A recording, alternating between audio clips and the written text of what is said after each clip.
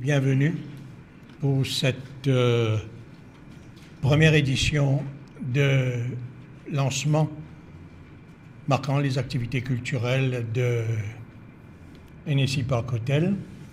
Je crois que c'est de bon augure qu'on commence un 31 janvier, à la fin d'un mois très long économiquement pour tout le monde et financièrement pour tout le monde, qu'on commence avec Catherine Boudet, avec deux recueils de poésie assez inédits. J'ai été prié par le vice-président de la République, son Excellence, non, il n'est pas là, on peut dire Eddy Boissaison, il s'excuse auprès de vous, auprès de Catherine, parce qu'il est pris dans une autre fonction cet après-midi, l'autre fonction étant, je crois, ça concerne l'ambassade de Chine qui célèbre la journée, sa fête nationale aujourd'hui, auquel d'ailleurs tout le monde ici était convié, et nous on a préféré de venir ici, c'est plus intéressant.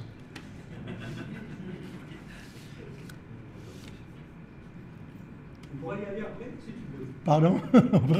Quand on aura terminé, on ira prendre boire un coup là-bas, alors c'est mieux. Alors, pour ceux qui ne le savent pas, il y a très peu qui ne le savent pas, Petrusmok a donc le plaisir, en cette fin de janvier, de vous accueillir pour le lancement de ce double recueil.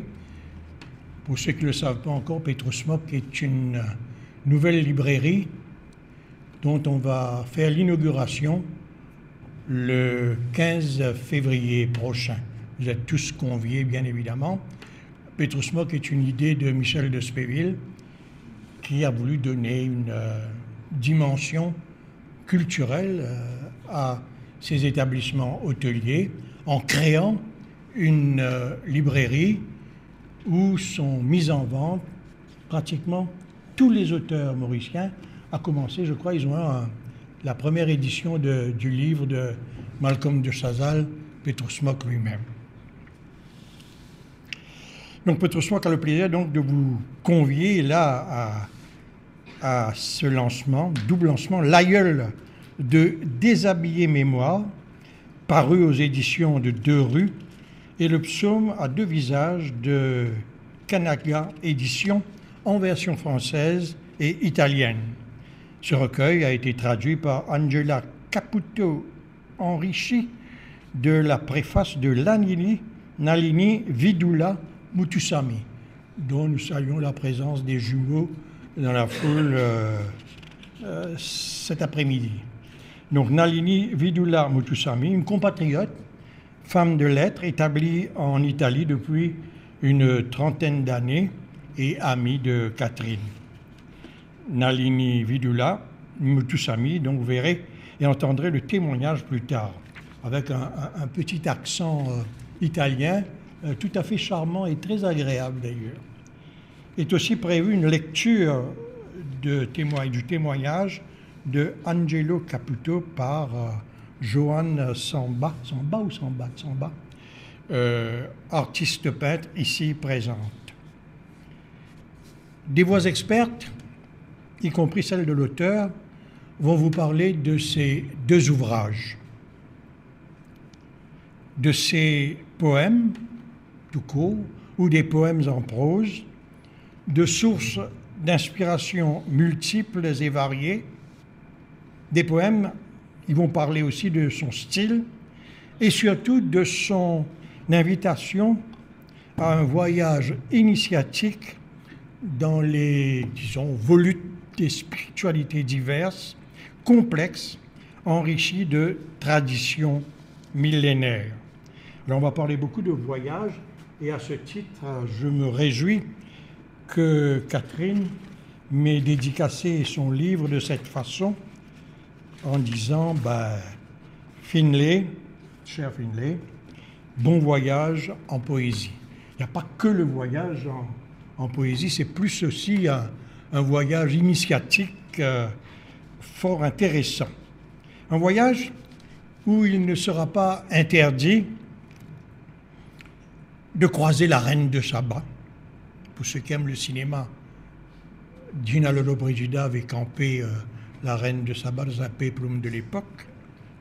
Les Chevaliers de la Table Ronde, alors là, il y a eu tellement de films, surtout avec celui de Sean Connery, comme vous le savez, et autres personnages issus de l'imagination de l'auteur. Un voyage après de nombreuses escales,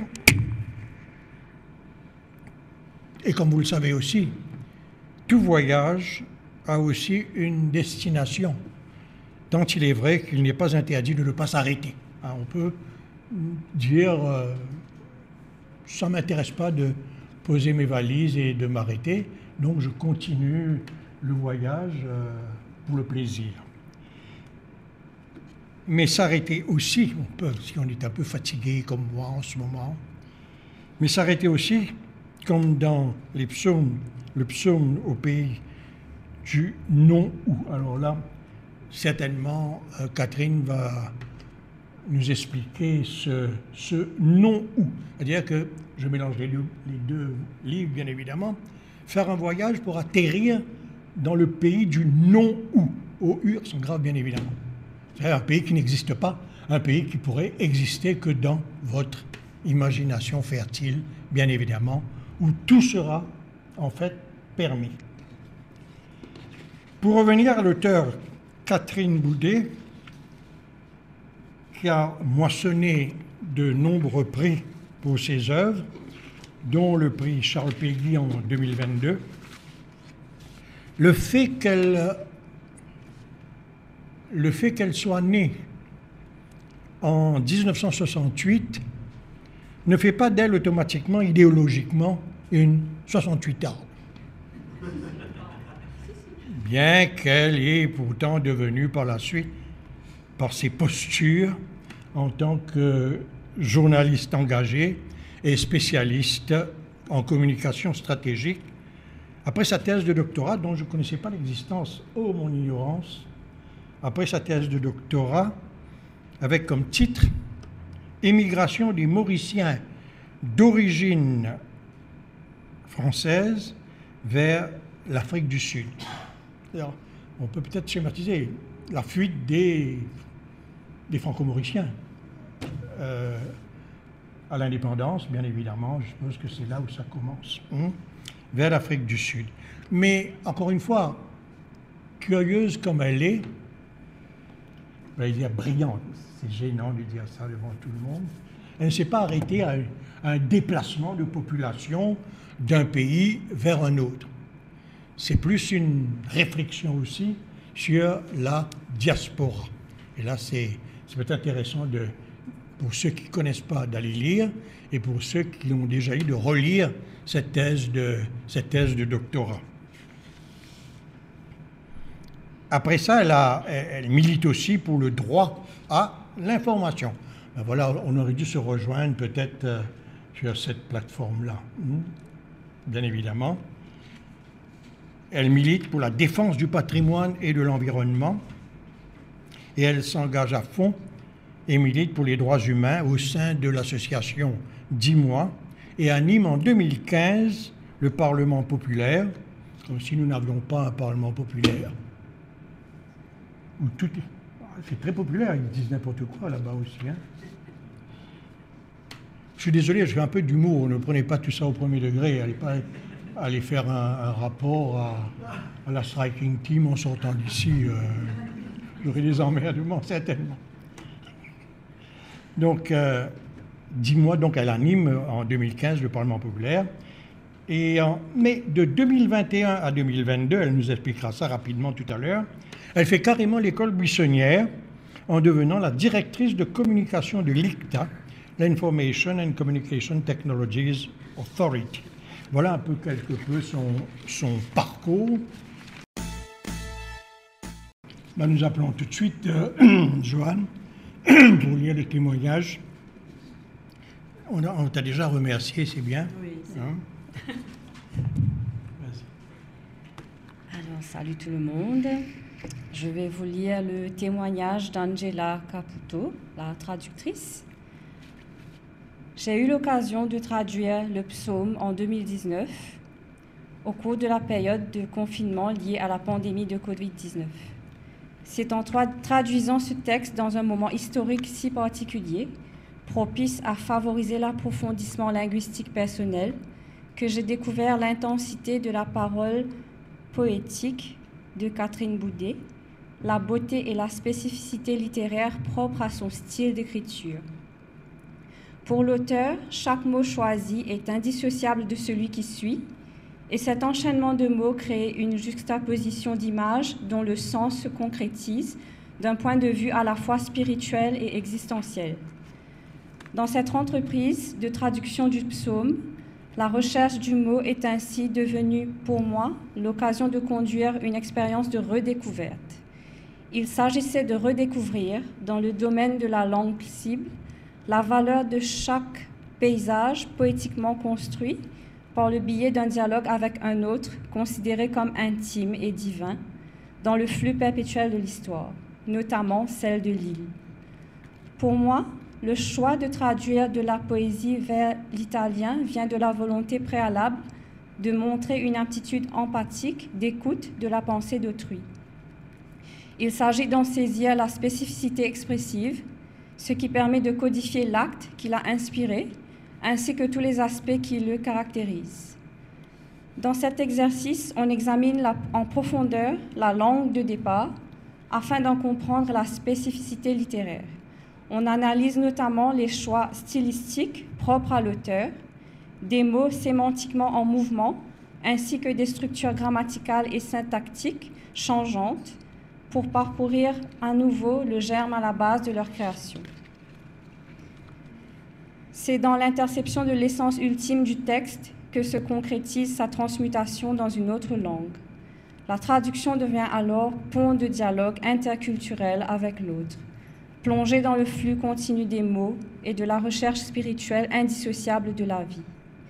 C'est pour cette raison que j'adresse mes remerciements les plus sincères à Catherine Boudet pour m'avoir permis d'accéder au psaume à deux visages afin de le transmuter dans ma langue maternelle, l'italien.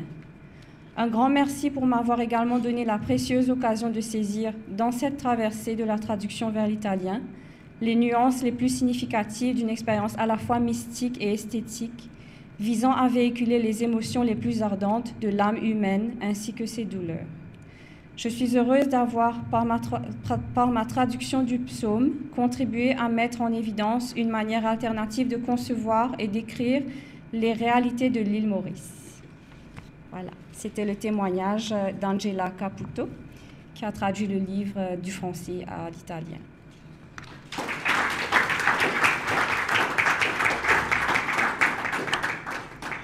Nous aurons maintenant le témoignage en différé, bien évidemment, de Nalini Vidula Muthusamy, qui a préfacé le livre et dont je vous disais qu'elle a vécu une trentaine d'années en Italie où elle a fait carrière.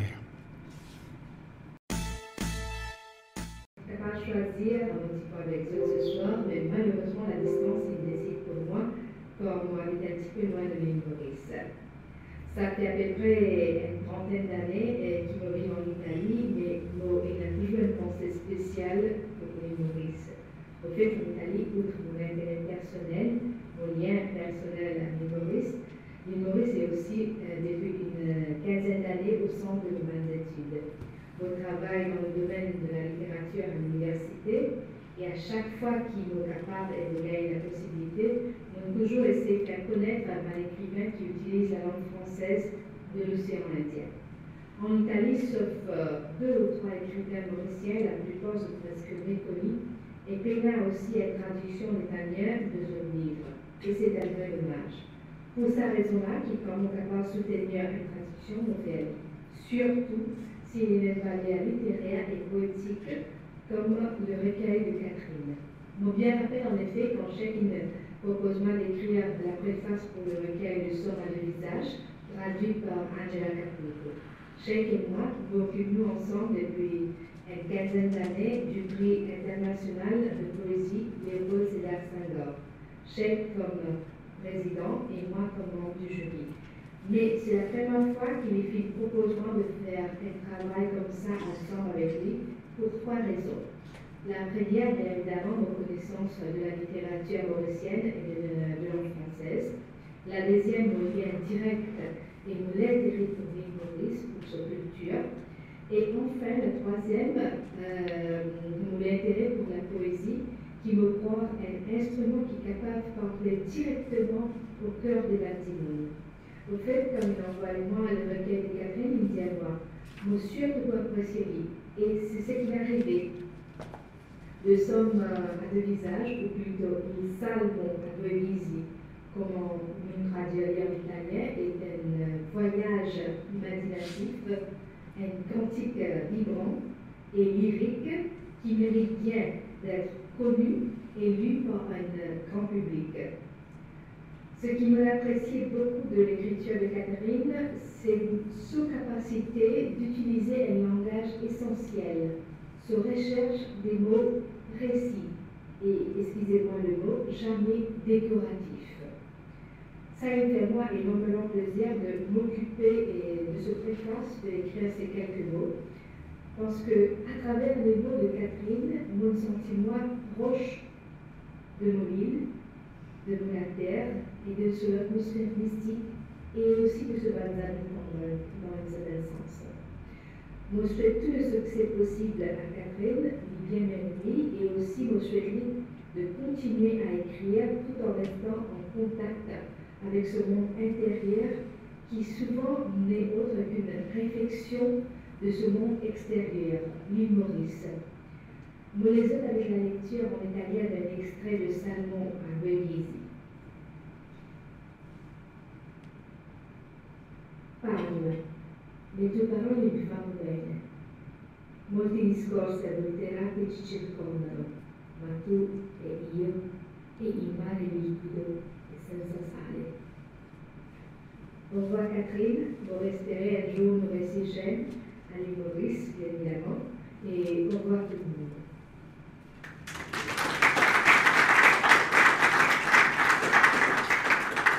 Alors, ça fait toujours plaisir quand on voit une compatriote, un ressortissant mauricien, réussir dans un domaine particulier à l'étranger, ce qui nous rend très très fiers et qui compense aussi souvent les turpitudes auxquelles nous sommes habitués ici.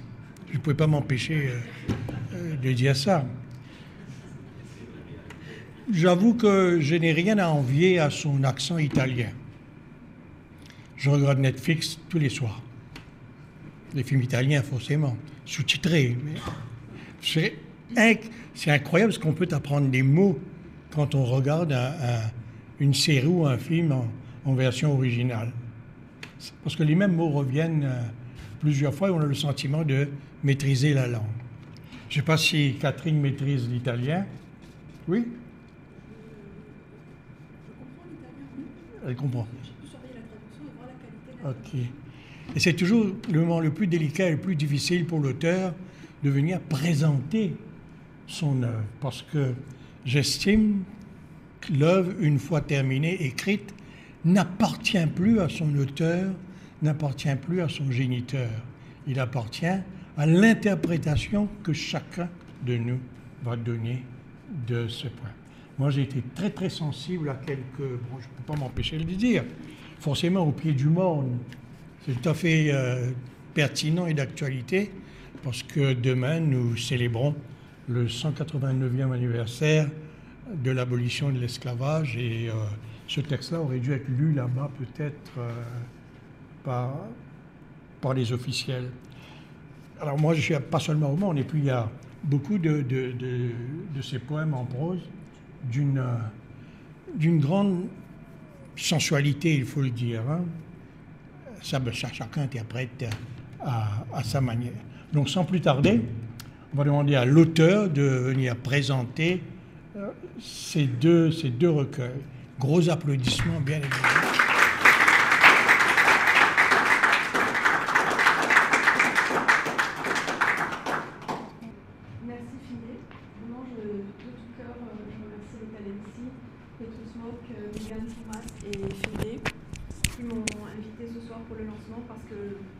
Bon, j'ai l'habitude de faire de la communication pour les autres ou d'écrire pour les autres, mais j'ai pas vraiment l'habitude de le faire pour moi. Et j'en profite aussi, donc je vous remercie tous d'être venus au lancement et d'être nous partageons l'amour de la poésie ensemble. Et donc c'est un grand bonheur pour moi. Mes éditeurs, que ce soit Cheikh Tidiane, Guy, Marc Granier et Daniel Pierre Rivet sont avec nous en pensée. Nous avons eu le témoignage de Angela par le biais de La Voix de Joie. Nous avons eu Nagini directement. J'ai le grand bonheur d'avoir Nazida qui est présente aussi parmi nous, qui a fait la très belle couverture. Et je dois dire que c'est un lancement qui permet quelque part de mesurer un peu pas le chemin parcouru. Je n'ai pas trouvé d'autres mots pour dire ça, mais quand je repense à mon premier recueil, le petit recueil Résilience de 2007, quand Filet disait que quand on a écrit, les mots ne nous appartiennent plus. En même temps, c'est vrai que la poésie, pour moi, elle m'a permis de faire un voyage, effectivement, déjà un voyage parmi vous, parce qu'on est à Maurice. Maurice m'a énormément apporté pour mon écriture, et puis pour tout d'ailleurs, pour la vie en général, mais pour l'écriture. Et quand je repense à mon recueil de Résilience, quand le recueil est arrivé, déjà pour moi c'était très difficile de me décider à le publier. Et quand le livre est arrivé, le carton de livre, j'ai pris le carton, je ne l'ai pas ouvert, je l'ai mis dans un placard. Et je l'ai enfermé dans un placard. Et je l'ai laissé dans le placard une semaine, je n'ai pas été capable de regarder en fait. Et c'est là qu'une amie m'a dit, mais est-ce que le livre est arrivé et tout. Et là j'ai dû sortir mon livre du placard. Ah merci. Et c'est pour dire que écrire, à la limite, écrire c'est pas le plus difficile, parce qu'écrire ça vient tout seul. C'est la matérialisation, c'est matérialiser finalement l'édition, c'est une matérialisation. Et c'est ce processus-là qui est une inconnue en fait. Il faut faire confiance au processus qui ensuite matérialise des choses au-delà de nos espérances. Parce que, quand je vous disais, je compare avec Résilience, et là je vois que ces deux recueils, finalement c'est devenu une aventure de l'écriture, c'est devenu un travail d'équipe, c'est devenu quelque chose qui a matérialisé pas seulement l'écriture, mais qui a matérialisé justement finalement mon monde intérieur, où il y a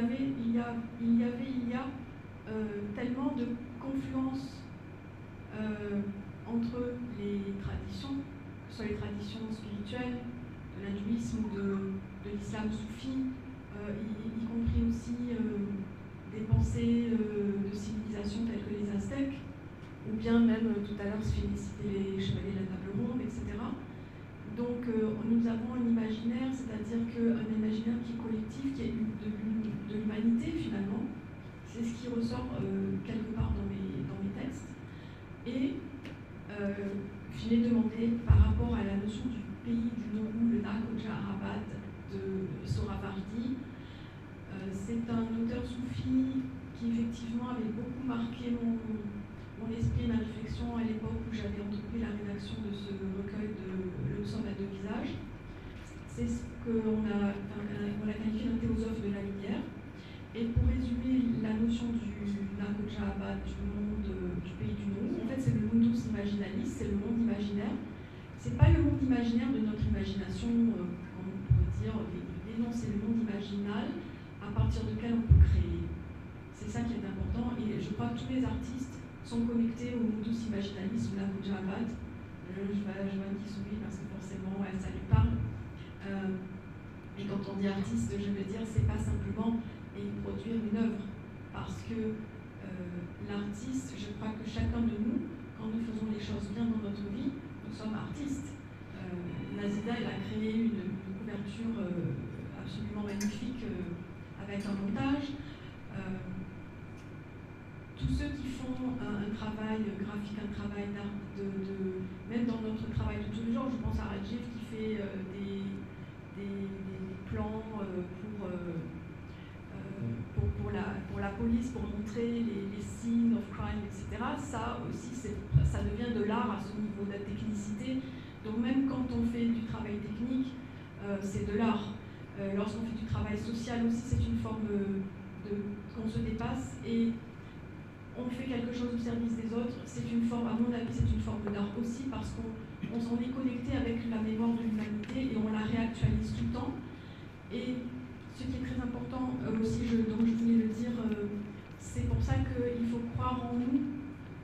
Bon, la question d'avoir un prix, c'est pas tellement le fait de concourir pour des prix. Pourquoi est-ce que j'ai décidé d'envoyer mon manuscrit pour un prix? Pour la petite anecdote, le psaume de visage, bon, il a eu un parcours éditorial, et La gueule de déshabiller et moi, je cherchais à le faire éditer depuis 2013. Et depuis 2013 jusqu'à 2022, j'ai eu beau l'envoyer à des quantités d'éditeurs, je ne compte même plus combien d'éditeurs j'ai contactés en France, en Belgique. Si j'avais une année sur Mars, peut-être que j'en aurais envoyé sur Mars aussi. Mais bon, et ce qui fait qu'à un moment donné, je me suis dit, bon, ben, on va changer d'approche. Et puis j'ai décidé d'envoyer le manuscrit pour des prix parce que tout simplement, ces prix-là, eh bien, à la clé, il y avait une publication. Et donc, pour vous dire qu'un manuscrit qui n'a pas trouvé d'éditeur pendant 10 ans, je l'envoie dans 2 prix, il rafle 2 prix. Enfin, à la limite, c'est ridicule. À la limite, moi, quand j'ai vu ça, l'approche que je fais, j'ai ri. C'est ridicule à la base. Après, si on va plus loin, est-ce que justement, il n'y avait pas un autre parcours qui devait être mis en place? Et ce parcours, finalement, on voit qu'il a pris en board une traductrice italienne qui a écrit la préface, qui a écrit la traduction et la postface dans une période de Covid. Parce que l'Italie, le confinement était vraiment extrêmement dur et c'est la poésie qui lui a permis de survivre à ça. Et puis ensuite, on a une Mauricienne de la diaspora que je ne connaissais pas en fait, que je ne connaissais pas et que j'ai découvert par le biais de sa préface. J'ai un éditeur africain. Donc,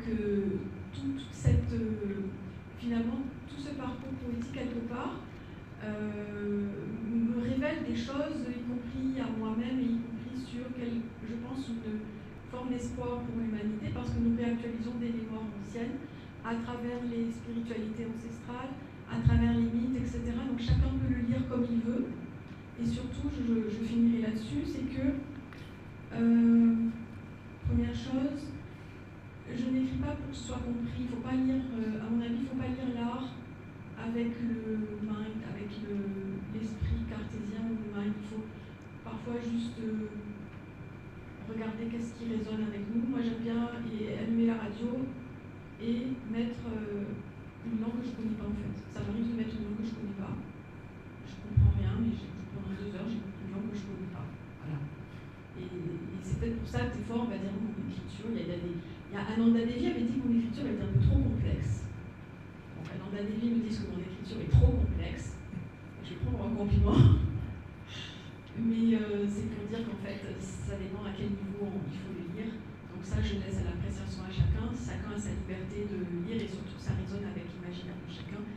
Et donc pour conclure, je dirais que si moi, il a fallu 10 ans pour trouver un éditeur, c'est bien que les choses elles se font quand il faut qu'elles se fassent.